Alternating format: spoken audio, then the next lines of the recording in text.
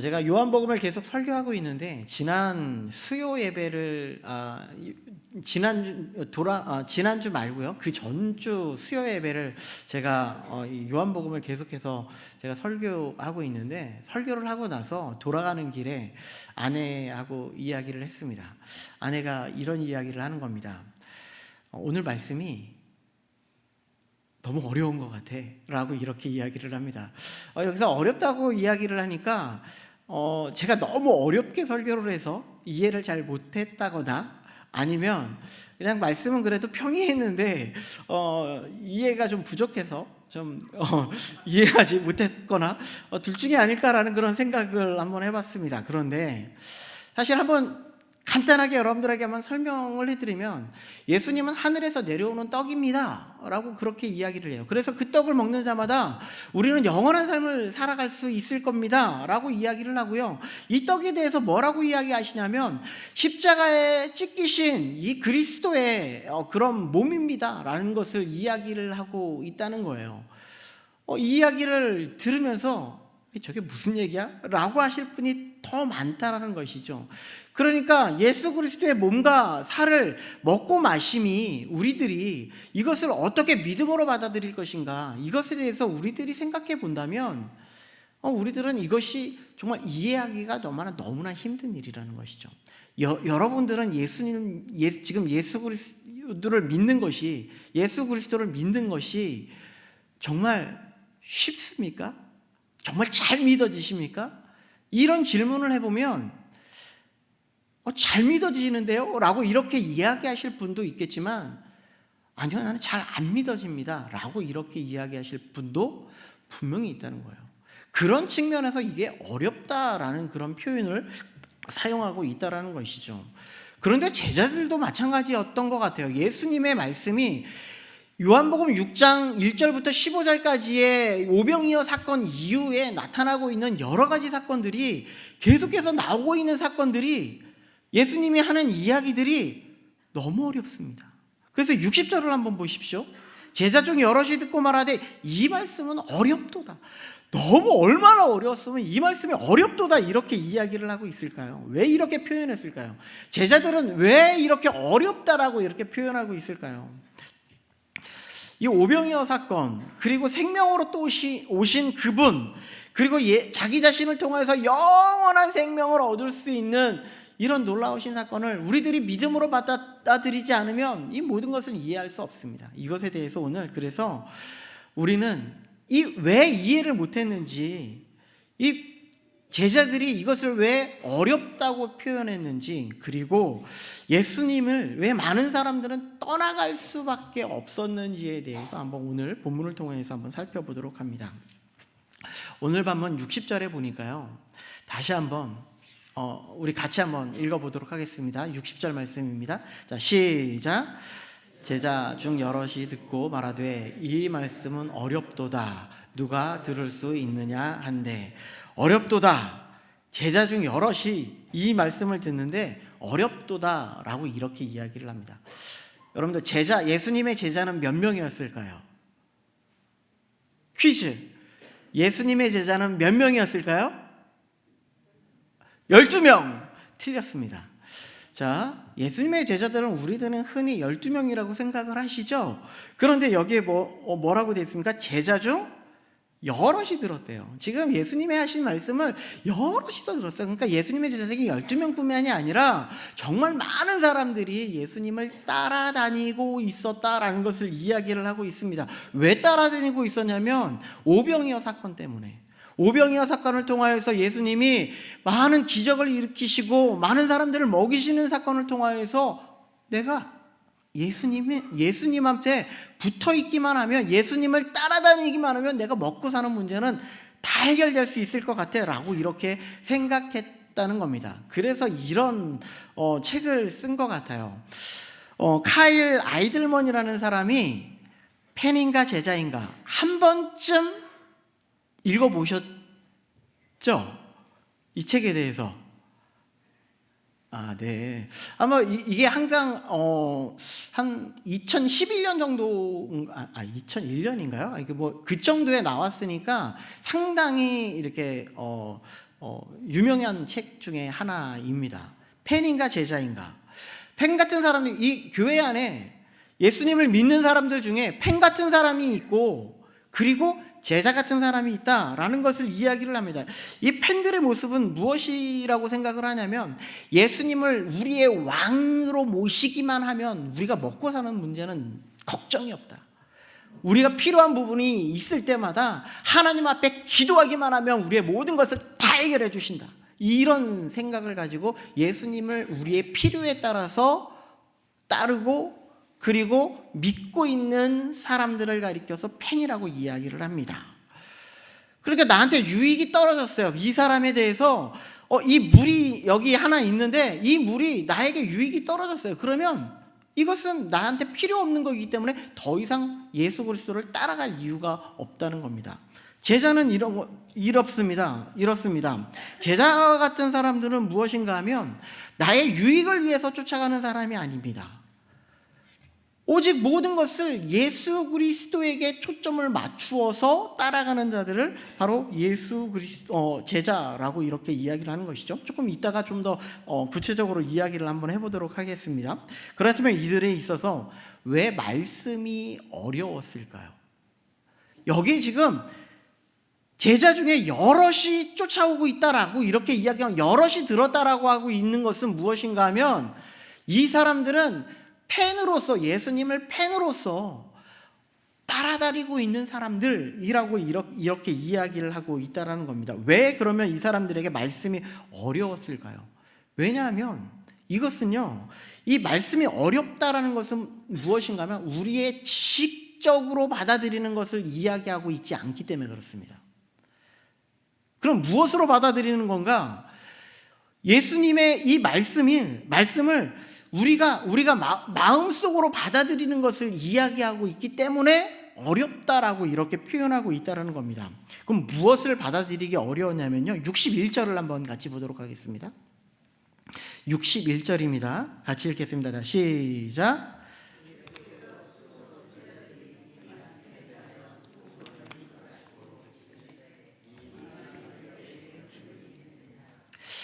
우리가 여기서도 제자들이 나오는데요. 여기에서 지금 60절하고의 제자들하고 61절하고의 제자들은 차이가 있습니다. 조금 전에 말씀드렸듯이 60절의 제자들은요, 펜으로서의 제자들입니다.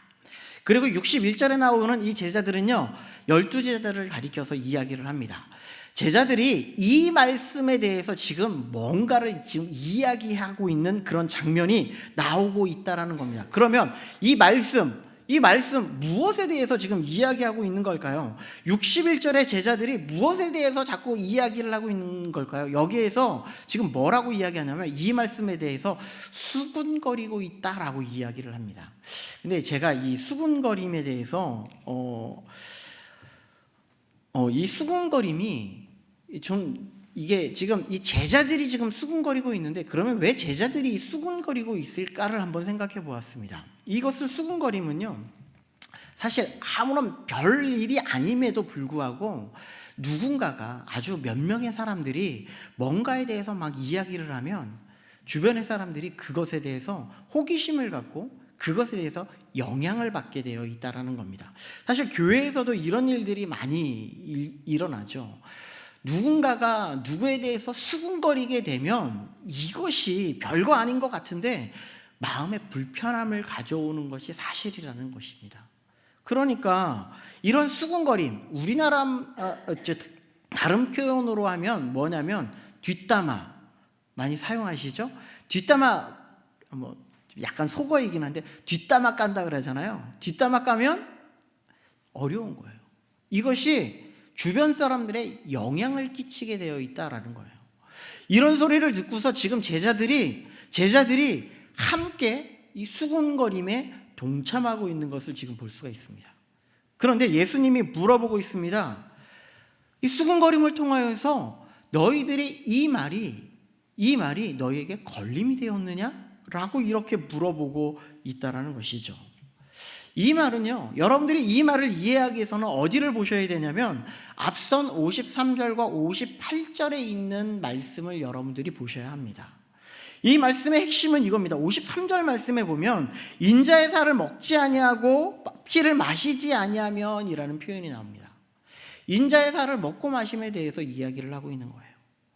인자의 살을 먹고 마심이라는 것은 무엇을 의미하고 있냐면 예수님의 죽음에 대해서 이야기를 하고 있다는 거예요. 사실 그들에게 있어서 떡을 주실 메시아를 지금 원하고 있지 영생을 주실 메시아를 원하고 있지 않거든요. 떡을 주실 메시아는요, 나의 성공, 나의 최선, 나의 필요를 원하는 그런 떡을 원하는 메시아예요. 그런데 그렇게 떡을 주실 메시아가 지금 죽으러 간대요. 그러면 이것은 그들에게 불편한 거예요. 그렇기 때문에 그들에게 있어 생명에 되시는 그런 메시아는 필요 없습니다. 그냥 나에게 떡만 주십시오. 떡만. 이것을 원하고 있다는 거예요. 우리가 신앙생활을 하면서도 이런 일이 많죠. 우리에게 복만 주십시오. 우리의 형통만 주십시오. 우리의 잘됨만 주십시오. 이것을 이야기하는 경우가 너무나 많이 있다는 것이죠. 그들이 이것을 이해 못하면요, 예수님이 죽으러 간다고요? 그러면 안 되는데? 나의 필요가 지금 사라지고 있는 겁니다. 그래서 예수님을 따라다닐 이유가 사라지고 있다는 것을 이야기해 주고 있다는 것이죠. 그러면서 예수님은 한마디를 더 붙이고 있습니다. 바로 62절에 있는 말씀인데요. 같이 읽어보겠습니다. 자, 시작. 그러면 너희는 인자가 이전에 있던 곳으로 올라가는 것을 본다면 어떻게 하겠느냐? 뭐라고 이야기하고 있냐면요, 인자가 이전에 있던 곳으로 올라가는 것을 본다면 너희는 어떻게 할래? 여기서 올라간다라는 표현은요, 첫 번째는 무엇인가 하면 천국에 예수님이 원래 계셨던 천국으로 다시 가신다. 하나님이 계셨던 그곳으로 다시 가시겠습니다 라는 것을 이야기해요. 사실 예수님이 이 땅 가운데 오실 이유가 있었습니까? 없었습니까? 실질적으로는 예수님이 이 땅 가운데 오실 이유가 하나도 없었어요. 그럼에도 불구하고 예수 그리스도가 이 땅 가운데 오신 것은 우리를 사랑하시고 우리를 구원해 주시기 위한 예수 그리스도의 그 놀라우신 사랑 때문에 이 땅 가운데 오셨음을 말씀해 주고 있다는 것이죠. 그것이 예수님의 사명이었고 그것을 지금 예수님은 하나하나 밟아가고 있는 거예요. 자, 그런데 두 번째 의미는요, 예수님과 십자가와 부활의 의미입니다. 실질적인 의미는 여기에서 올라가신다라는 표현은요, 예수 그리스도의 십자가와 부활을 의미합니다. 예수님은 십자가의 지심으로 말미암아 이 부활이라는 것은 다시 어쩌면 이 천국에 간다는 표현이 틀린 말은 아니라는 얘기예요. 다시금 천국에 가셔요. 하나님 나라에 가시는 것이 합당해요. 그것이 바로 승기의 사건이라고 우리는 어렵게 표현하는데 우리는 그것을 부활이라고 이야기를 하죠. 요한복음을 보면요, 이 모세의 이야기를 정말 많이 하는데요, 모세의 이야기를 정말 많이 합니다. 요한복음 3장에 보면 뭐라고 이야기하냐면 모세가 광야에서 뱀을 든 것 같이 인자도 들려야 합니다. 들려야 한다라는 이 표현이 바로 이 올라가는 것과 같은 표현을 이야기하고 있어요. 그러니까 예수 그리스도의 십자가, 예수 그리스도의 부활, 이것을 통하여서 하나님의 사명을 감당할 것을 말씀해주고 있다는 것이죠. 그러니까 이 말을 다른 말로 하면 뭐냐면, 내가 십자가에 죽어서 부활하면 너희는 어떻게 될까? 너희는 이 모습을 보면서 어떻게 생각할까? 먼저 십자가에 죽는 사건을 바라보면서 너희들은 어떻게 될까? 이것을 지금 묻고 있는 거예요. 그러면 어떻게 될까요? 제자들은, 우리들은 벌써 결론을 이미 다 알고 있기 때문에 제자들 어떻게 됐습니까? 다 도망갔어요. 이미 예수님 모든 것을 다 알고 계셔요. 우리들은 그들의 필요가 다 떨어지니까, 그들이 원했던 메시아가 다 사라지니까 모든 것을 다 버리는 겁니다. 예수님의 죽음의 사건이나 십자가와 승리의 사건, 이 부활의 사건은요, 예수님을 왕으로 섬기길 원하고 자기 이익을 위해서 필요한 존재로서의 예수님이라면 그들은 예수님은 없을 수밖에 없고 그것이 걸림이 될 수밖에 없다라는 거예요. 또한 그들에게 있어서 중요한 부분이 있습니다. 무엇이 없었냐면요, 많은 따라다니는 이 팬들의 입장에서는요, 말씀이 없습니다. 자, 63절을 보겠습니다. 63절 같이 읽겠습니다. 자, 시작.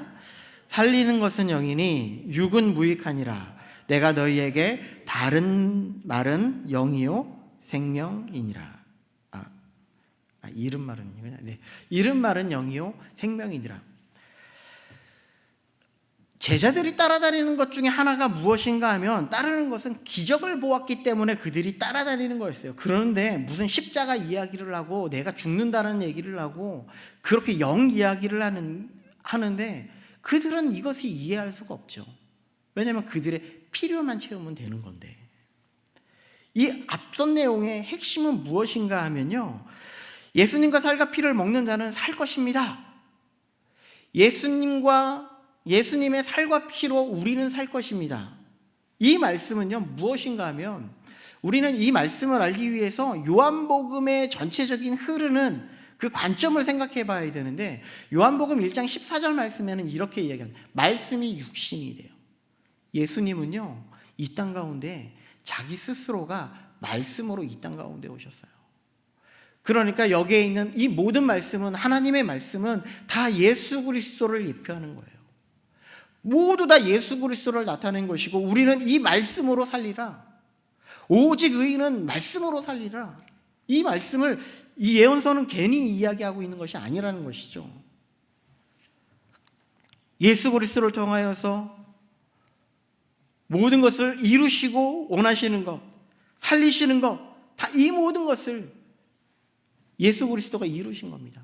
그래서 그 말씀을 먹고 마시는 자가 어떻게 된다고요? 그의 영광을 볼 것이고 그의 은혜와 진리 가운데에 충만한 삶을 살아갈 것을 이야기해 주고 있다는 겁니다. 그것이 바로 이 말씀이에요. 하나님의 말씀으로 우리가 살아가는 그런 존재들이 되어야 한다는 거예요. 하나님의 말씀이 없으면 우리들은 다 죽은 존재입니다. 그래서 한편으로는 그런 생각을 한번 해봐요. 우리가 일주일에 한번 와서 하나님의 말씀을 섭취하고 이렇게 살아가는 우리의 모든 삶 가운데에 얼마나 우리의 믿음이, 우리의 신앙이 튼튼할까요? 이런 생각을 한번 해봅니다. 조금 다른 말로 하면, 하나님께서 이스라엘 백성들을 왜 출애굽시켰을까요? 이것은 지금 우리의 삶을 그냥 모형적으로 보여준 사건입니다. 출애굽의 사건은요. 그래서 출애굽기 3장 12절 말씀에 보니까 이렇게 되어 있습니다. 하나님이 이르시되 내가 반드시 너와 함께 있으리라. 내가 그 백성을 애굽에서 인도하여 낸 후에 너희가 이 산에서 하나님을 섬기리라. 출애굽기 3장 12절 말씀에 이 이야기를 하고 있어요. 여기에 핵심 두 가지는 무엇인가 하면, 첫 번째는 무엇인가 하면, 이스라엘 백성들을 출애굽시키기 위한 첫 번째는 하나님이 그들과 함께하기 위해서, 그들과 교제하기 위해서. 무엇으로 교제할까요? 하나님의 말씀으로, 하나님께 기도함으로. 이것이 그들과 함께하기 위한 이유였습니다. 두 번째는 하나님을 예배하기 위해서라고 이야기를 합니다. 하나님을 예배하는 것은 다른 것에 있지 않아요. 하나님의 말씀을 받는 거예요. 그래서 이스라엘 백성들에게 하나님이 주신 놀라우신 축복 중에 하나가 무엇이냐면, 레위인을 세워서 레위인을 통하여서 하나님의 말씀을 계속해서 가르침받게 했다라는 거예요. 그들은 하나님의 말씀을 계속해서 공급받는 겁니다. 우리들도 마찬가지예요. 하나님의 말씀을 계속 공급받고 하나님의 말씀으로 살아갈 수 있는 그런 자들이 되어야 함을 이야기해주고 있다는 거예요. 이것이 이스라엘 백성들을 하나님께서 부르신 목적이에요. 그렇다면 우리들에게도 다르지 않습니다. 하나님의 말씀이 우리 가운데 거하고 그 말씀으로 살아낼 수 있도록 하기 위해서 우리를 부르셨다라는 것을 이야기해주고 있다는 것이죠. 우리 가운데는 이미 예수 그리스도라는 말씀이신 예수 그리스도가 이 땅 가운데 오셔서 우리 가운데 거하십니다. 그리고 우리는 이제 그분으로 말미암아 살아가는 인생이 되었음을 이야기해 주고 있는 거예요. 이것이 우리를 부르신 목적입니다. 우리는 말씀대로, 말씀을 가지고 살아가야 돼요. 그래서 우리는 날마다 하나님의 말씀을 묵상하고, 날마다 하나님의 말씀으로 나아가고, 날마다 하나님의 말씀이 아니고서는 우리는 나아가지 않는 그런 삶을 살아갈 수 있어야 된다는 것이죠. 그래서 예수님이 뭐라고 이야기했냐면, 영이라고 이야기를 하고 있는 거예요. 영이라는 말씀을 계속하고 있는 거예요. 영이를 살리는 영이라는 것은요, 다른 것이 아니에요. 14장에, 요한복음 14장에 보면 무엇을 이야기합니까? 보혜사 성령님을 이야기해요. 살리는 영을 통하여서 우리에게 누구를 보내주신다고요? 보혜사 성령님을 통하여서 우리는 하나님의 말씀 가운데 계속 거하며 살아갈 수 있도록 하나님께서 인도해 주시고 붙잡아 주신다. 그 말씀으로 우리는 살아 일어나야 됩니다 라는 것을 이야기해 주고 있다는 것이죠. 왜 말씀이 어려운지 아십니까? 말씀을 몰라서 그렇습니다. 우리가 말씀을 몰라서가 아니라, 말씀을 몰라서 우리가 하나님을 믿지 않는 것이 아니라, 어려운 것이 아니라, 우리가 이런 것을 한번 생각해 볼 수 있죠. 말씀을 만약에 몰라서, 하나님의 말씀을 몰라서 만약에 예수님에 대한 믿음이 없다면 바리새인이나 서기관들은 모두 다 하나님을 온전히 믿는 그런 사람들이 되어야 합니다. 합당하죠? 하나님의 말씀을 연구하는 사람들이니까요. 그런데 그렇지 않아요. 또 성경을 연구하는 학자들은 어떻습니까? 믿음의 그 최고봉을 달려야 되는 거 아닙니까? 심지어는 이런 얘기하기가 좀 부끄러운 이야기지만 목사님들도 왜 이렇게 넘어지는 자들이 많은지 모릅니다. 하나님의 말씀을 그렇게 많이 아는 사람들임에도 불구하고 말입니다. 요즘은 그렇게 이 시대를 살아가고 있어요. 오늘 본문에도 하나님께서 12를 택하셨습니다. 그런데 누가? 그 중에 한 사람이 팔자를 아셨다라고 이렇게 이야기를 하고 있는 것을 우리는 볼 수가 있죠. 그래서 우리가 말씀이 어려운 이유는요, 하나님의 말씀을 몰라서가 아니라 그 말씀을 위해서 우리가 죽고 싶지 않았기 때문에 그렇습니다. 예수님은 뭐라고 얘기를 해요? 나를 따라오려거든 자기를 부인하고 자기 십자가를 지고 따라가라. 이 말씀 다른 거 아니에요. 하나님의 말씀 앞에 죽으십시오, 이 말씀을 하고 있는 거거든요.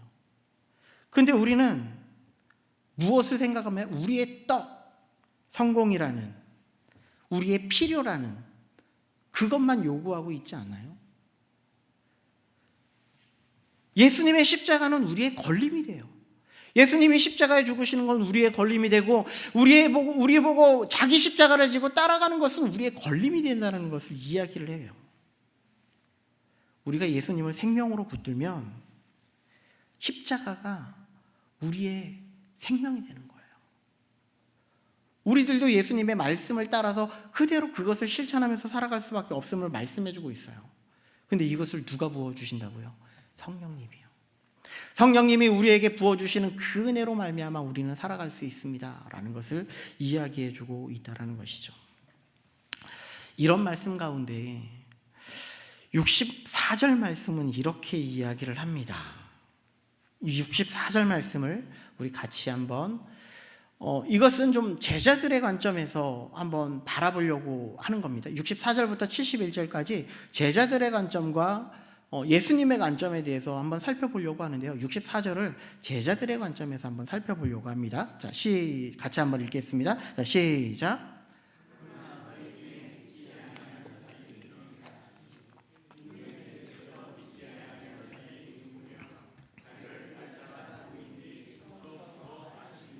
아멘. 이런 말씀 가운데 예수님이 얘기하시죠. 너희 중에 믿지 아니하는 자들이 있다. 제자 12명을 앉혀놓고 너희 중에 믿지 않는 자가 있어 라고 이렇게 이야기를 하는 거예요.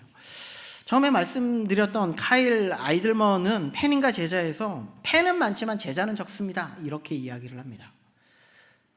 팬은 많지만 제자는 적습니다. 예수님인가요? 사도 바울인가요? 누가 얘기했죠? 마지막 때에 믿음이 있는 자를 보겠냐고요. 마지막 때가 되면요, 정말 믿고 하나님 앞에 신실한 자를 정말 볼 수 있는 사람이 있겠냐고 우리들에게 이야기해주고 있습니다. 그래서 예수님은 우리에게 정말 좋은 분이고 정말 우리들에게 존경할 만 부리고 내 필요를 채워주실 분이라고 생각하는 자는 정말 많습니다. 그래서 그의 유익을 위해서 이 자리에 나오고 하나님 앞에 나오고 하나님 앞에 예배하는 자들이 정말 많은데 그를 위해서 죽는 자는 없다라는 거예요. 그들의 주도권은요, 계속해서 내가 쥐고 살아가기를 원하고 있다라는 겁니다. 내 필요만 만족하면 되니까요. 그런데 제자는요, 예수님을 따르고 삶의 모든 영역에서 내 뜻은 아닙니다. 계속해서 묻습니다. 주님 어떻게 할까요? 주님 어떻게 할까요? 이것이 하나님의 뜻일 거예요. 그런데 하나님의 뜻이라고 해서 모든 것이 다 잘 된다고 볼 수 없습니다. 이것은 어떤 의미에서 이렇게 이야기할 수 있냐면요, 정말 하나님의 뜻이라면 모든 것이 다 잘 되면 좋잖아요. 그런데 그렇지 않다는 거예요. 우리의 모든 삶 가운데에서도요, 우리에게 어려움이 있고 힘듦이 있고 이런 일들이 부지기수로 많이 일어난다라는 것을 우리들에게 말씀해주고 있다라는 것이죠. 예수님은 이렇게 말씀하십니다. 하나님은 예수님께 오는 자가 어느 누구든지 거부하지 않는다. 어느 누구든지 하나님은요, 우리가 예수님을 믿을 수 있도록 다 이렇게 보내주세요. 그러니까 이 자리에 이 말씀은 다른 말로 하나님께서는요, 예수님 앞에 누구든지 올 수 있게끔 다 그 문을 열어주셨습니다. 값없이 모든 것을 다 열어주셨습니다. 그런데 예수님을 따르는 제자는요, 별로 없습니다. 이것을 이야기해주고 있어요. 예수님을 따르는 전체를 다 헌신하면서 죽으면서 모든 것을 내어드리는 그런 사람은 아무도 없습니다. 아니, 아무도 없는 것이 아니라 별로 없습니다. 이것을 이야기하고 있다는 것이죠. 그래서 제가 제자들의 입장에서 바라보는 우리들은 어떻게 해야 되는가? 베드로의 고백을 보면 우리는 바라볼 수 있습니다. 68절 말씀입니다. 68절에 보면 시몬 베드로가 대답하되 주여 영생의 말씀이 주께 있사옵니다. 이렇게 이야기를 합니다. 베드로의 모습을 보면요, 영생의 말씀이 주께 있습니다. 베드로는 이 말씀을 이해하고 이 말씀을 했을까요? 베드로의 모습을 보면 베드로는 예수님이 십자가에 죽으시는 그 사건을 바라보면서 어떻게 했죠? 예수님을 욕하고 예수님을 저주하면서 떠나갔던 그런 사람들이었습니다. 그런 사람이었습니다. 영생의 말씀이 내게 있습니다라고 말할 수 있습니까? 나한테 영생의 말씀이, 예수 그리스도의 영생의 말씀이 나한테 있는데 예수님을 저주하고 예수님을 배반하고 이렇게 버리고 도망할 수 있습니까? 아니요, 그렇지 않을 겁니다. 아마도 베드로는요, 이 이야기가 어떤 말씀인지도 모르고 이렇게 고백했을 겁니다. 그런데 베드로의 장점이 무엇이냐면 계속해서 예수님과 함께하는 거예요. 예수님과 함께하고요, 그리고 예수님의 말씀을 계속 기억하는 거예요. 예수님을 버리고 도망쳐버린 그 장면 속에서도요, 닭이 3번 울 때에 아, 주님, 내가 예수님을 이렇게 했군요, 통곡하면서 하나님의 말씀을 기억하는 사람이었어요. 우리들에게도 똑같아요. 예수님 앞에 항상 붙어 있어야 됩니다. 예수님과 항상 함께 있어야 됩니다. 하나님의 말씀을 날마다 기억하면서 살아갈 수 있어야 됩니다. 칼빈은 이렇게 말합니다. 믿음은 완전한 이해가 아니라, 어느 누구도요, 하나님을 완전하게 이해해서 믿는 사람은 아무도 없습니다. 그런데 그리스도께 매달려 떠나지 않는 끈기라고 이야기를 해요. 붙어 있는 거예요. 예수님 앞에 계속 붙어 있는 거예요. 하나님 앞에 계속 예배 드리는 거예요. 하나님의 말씀을 계속 붙잡는 거예요. 그것을 통해서 우리들에게 이렇게 이야기하죠. 아, 나는 정말 믿음이 없는 것 같아 라고 이렇게 생각하는 그런 질문 속에 내가 예수님을 떠났느냐? 아니야, 내가 예수님을 굳건히 붙잡고 있어. 우리는 넘어질 수도 있고 예수님을 부인할 수도 있지만 염려하지 말고 하나님이 우리를 붙잡고 계시고 말씀이 우리 가운데 있으면 우리는 기억하고 예수님을 따라갔으면 좋겠어 라는 것을 우리들에게 이야기해주고 있다는 겁니다. 그래서 하나님이 그럴 때에 우리를 만나주시고 우리를 구원 가운데에 계속해서 불러주실 것이고, 우리가 착해서 우리가 막 잘나서 하나님이 우리를 구원해 주시는 놀라우신 은혜가 아니라 우리를 끝까지 놓지 않으시는 예수 그리스도의 그 은혜 때문에 우리가 이 자리에 있음을 기억할 수 있기를 바란다는 것이죠. 마지막으로요, 이번에는 그러면 예수님의 관점에 대해서 한번 살펴보도록 할게요. 자, 64절을 다시 한번 보도록 하겠습니다. 64절입니다. 자, 같이 한번 읽어보겠습니다. 시작. 그러나 너희 중에 믿지 아니하는 자들이 있느니라 하시니, 이는 예수께서 믿지 아니하는 자들이 누구며 자기를 팔 자가 누구인지 처음부터 아심이러라. 아멘. 예수님은요, 12제자를 부르시면서요, 누가 자기를 믿을 사람인지, 누가 자기를 따를 사람인지, 누가 자기를 팔 사람인지 이미 다 알고 불렀다라는 거예요. 중요한 것은 이겁니다. 제자들의 마음을 몰라서 그들을 부른 것이 아니라, 제자들의 마음을 다 알고 있으면서도 불구하고 제자들을 사랑하기 때문에, 그들의 영혼을 너무나 사랑하기 때문에 그들을 부르시고 계시다라는 것을 이야기해 주고 있다는 겁니다.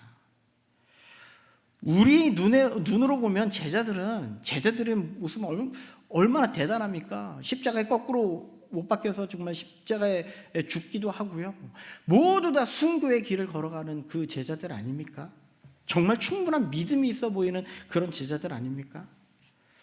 제자들은요, 3년 동안 정말 예수님을 따라다녔고, 그리고 결단하고 복음을 전했고 사역도 열심히 했던 그런 제자들이었습니다. 그런데도 떠나는 사람이 생겼어요. 그리고 그 현실은 예수님이 모르지 않았어요. 예수님이 다 알고 계셨다는 거예요. 그런데 예수님은 제자들을 밀어내지 않았어요. 그들을 그냥 끝까지 곁에 두면서 마음으로 품고 언젠가는 돌아올 것을 기도하는 것이죠. 그래서 65절은 예수님은 이렇게 말씀하십니다. 내 아버지께서 오게 하여 주지 아니하시면 누구든지 내게 올 수 없다. 아버지께서 내 아버지께서 오게 하여 주시지 아니하면 누구든지 내게 올 수 없다.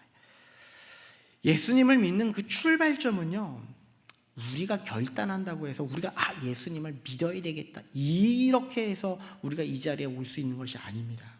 그냥 전적인 하나님의 은혜예요. 은혜라는 찬양 불렀는데요, 우리가 살아가는 모든 것이 다 은혜입니다. 그래서 예수님 곁에 우리들이 신앙이 좋아서 있는 것이 아니라 하나님께서 우리를 끝까지 붙잡고 우리를 놓지 않기 위해서 우리를 붙잡고 계시기 때문에, 하나님의, 예수님의 바라보는 입장에서는 제자들을 끝까지 붙잡고 계시는 거예요. 그래서 우리는 이 사실을 잊으면 안 됩니다. 우리가 이 사실을 잊어버리는 순간 어떻게 되냐면요, 이런 일들이 발생하게 돼요. 첫 번째는 교만하게 됩니다. 그리고 절망에 빠지게 돼요. 내가 스스로 내가 진짜 이 정도 신앙생활을 하는데 나 정도면 구원받을 수 있는 자격이 있지, 교만하게 된다는 거예요. 두 번째로 어떤 일이 발생이 되냐면, 내가 이것밖에 안 돼, 절망하게 되죠. 이런 일들이 우리들에게 있게 된다는 겁니다.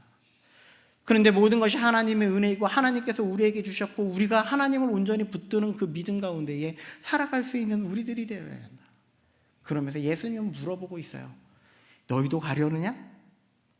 너희도 가려느냐? 이 말씀은요, 너희들 이렇게 꾸짖기 위해서 그렇게 이야기하시는 것이 아니에요. 시험하기 위해서 그것을 묻고 있는 것이 아니라, 나는 너와 계속 관계하고 싶어, 이것을 묻고 있는 거예요. 너희도 가려느냐? 나랑 계속 관계하라. 나를 계속 붙잡아라. 나를 계속 붙잡을 때 하나님의 은혜가 우리 가운데 차고 넘칠 것이다. 이것을 말씀해 주고 있다는 겁니다. 하나님은 우리를 내버려 두시지 않으시고 우리를 내쫓는 그런 분이 아니시라는 거예요. 그것을 우리는 믿고 나아갈 때 우리는 어떤 고백을 할 수 있냐면, 이런 고백을 할 수 있는 거예요. 주님 말고는 갈 데가 없습니다. 베드로의 고백이거든요. 주님 말고는 갈 데가 없습니다. 예수님은 마지막으로 이렇게 말씀하세요. 내가 너희 12를 택하지 아니하였느냐? 그러나 너희 중 하나는 마귀니라. 유다를 모르고 택한 것이 아니에요. 알고 택했습니다. 이 장면은 우리에게 중요한 사실 하나를 보여주는데, 예수님은 실패할 가능성이 없는 사람만 곁에 두는 것이 아니에요. 우리는 다 실패해요. 다 넘어져요. 우리는 다 쓰러져요. 그럼에도 불구하고 하나님께서는 우리 곁에 두시고 언젠가는 다시금 하나님 앞에 전적으로 붙어 있기를 바라는 마음 속에 우리를 계속해서 붙잡고 계시는 거예요. 그것을 우리들에게 말씀해주고 있다는 겁니다. 우리에게 십자가는 너무 불편합니다. 너무나 힘듭니다. 그런데 우리는 이런 고백이 있기를 바랍니다. 주님 말고는 우리는 갈 데가 없어요. 예수님 말고는 우리는 갈 데가 없습니다. 그런 우리들을, 그런 외침 속에 우리를 끝까지 붙드시고 우리에게 은혜를 주시고 우리가 흔들리지 않도록 성령님을 부어주셔서 우리가 주님의 말씀 가운데 설 수 있게 해주시는 하나님의 은혜를 우리는 기억해야 한다는 것입니다. 이것을 아시고 오늘 함께 찬양하고 기도할 때에요, 우리를 놓지 아니하시는 그 하나님을 바라보고 그 하나님 앞에 모든 것을 맡기는 우리 모든 성도님들 될 수 있기를 간절히 소망합니다. 우리 은혜